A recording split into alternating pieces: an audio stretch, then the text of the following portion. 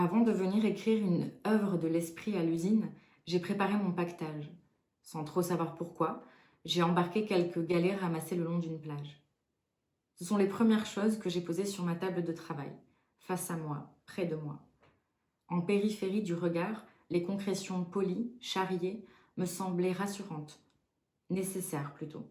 Peut-être parce qu'il leur avait fallu rouler jusqu'à mes pieds, depuis je ne sais quelle falaise, pointe, cap des suicidés, depuis je ne sais quelle maison bombardée, écroulée, démolie, depuis je ne sais quel effondrement intime ou planétaire.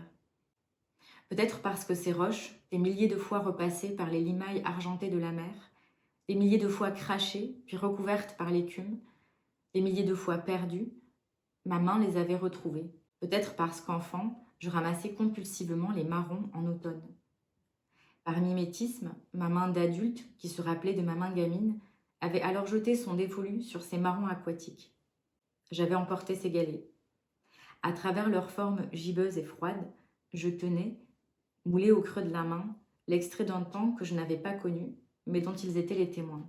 Pour se souvenir, certains font des nœuds au mouchoir, d'autres des croix au stylo bille dans le moelleux de la peau. D'autres encore, perdus, mais rusés, jettent de petits cailloux sur la route de l'abandon pour en définir le tracé. Je préfère me trimballer des poids, de quoi se mettre du lest dans les poches pour tenir bon contre le vent qui siffle aux oreilles, emmêle la tignasse et secoue les pensées. Peut-être ces galets récoltés sont-ils des amarres, des garanties de me retrouver saine et sauve à la fin de l'histoire.